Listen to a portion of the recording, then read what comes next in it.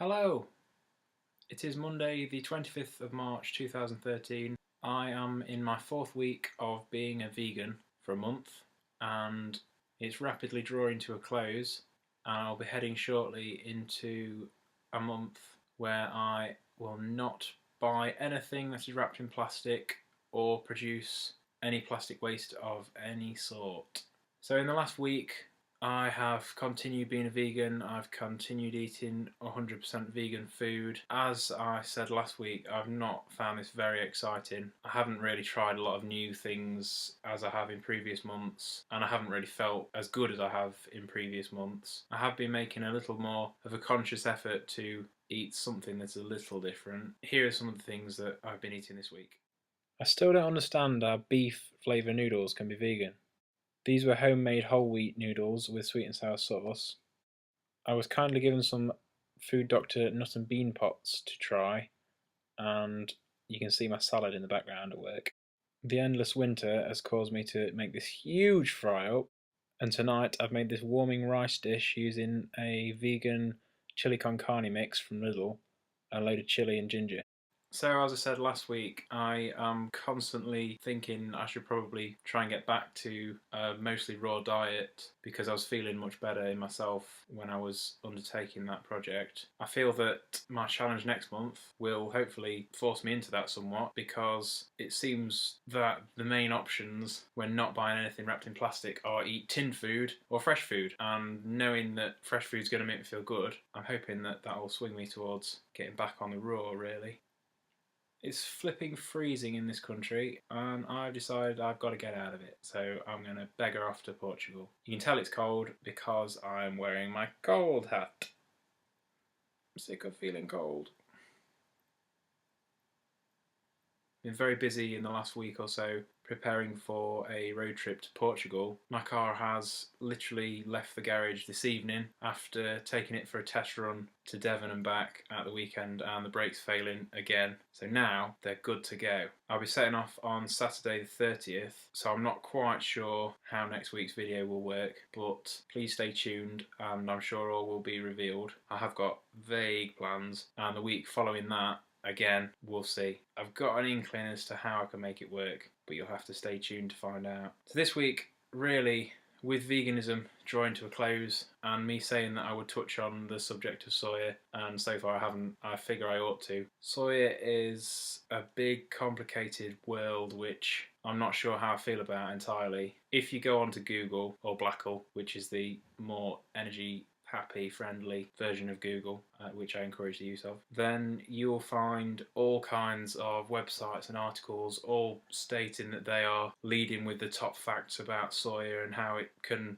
benefit or ruin your health. So after trawling through what seemed like pages and pages of arguments going either way, I decided to try and find a fairly unbiased source and searched Guardian soya and found all kinds of articles from various issues of the Guardian. I don't know why I chose the Guardian. I'm not in any way really biased towards the newspaper, but I think I found one article. I thought, I'll see what other articles they've done on the subject. And again, within their own articles are umpteen different opinions. So search Guardian soya and see the sort of fight that you're up against in making a decision on whether or not soya production is right or wrong. Certainly the facts and figures that you cannot escape are that a huge amount of food contains it. 60% of processed food contains soya of some sort, and almost all processed meat has been either injected with soya directly to boost the protein levels, or the animals that have eaten it have been fed on a mainly soya diet. So going back to the whole vegetarianism thing,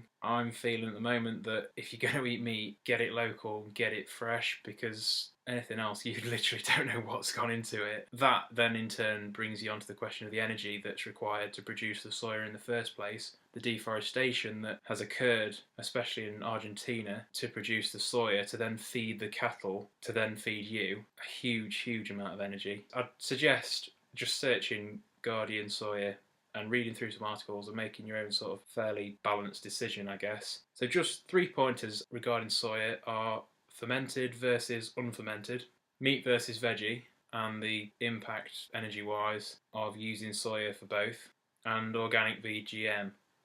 There's production methods, there's what it's actually produced for, and there are processing methods that should all be looked at, I feel, to make your decision. I'm not going to tell you whether you should or shouldn't use soy products. I'm not going to say whether or not it's wrong or right the way that they are produced. But for me personally, I think if I am going to use soy products, then they've got to be organic and sustainably sourced. But as it is at this point, generally my diet doesn't need to involve a lot of soya in it, so I'm not overly worried about it. It is a good conversation to have with people though, and I feel that if you jump on one side of the fence, you are going to end up in an argument, and I'm not into that really.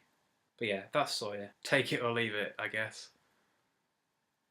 So an awesome thing that happened this week was my friend James, who lives in a van, invited me to a house near where he's staying to do some meditation and energy work, which was quite interesting. I've not really done anything like it before, and it was definitely a fruitful new experience for me. And it also involved some vegan food.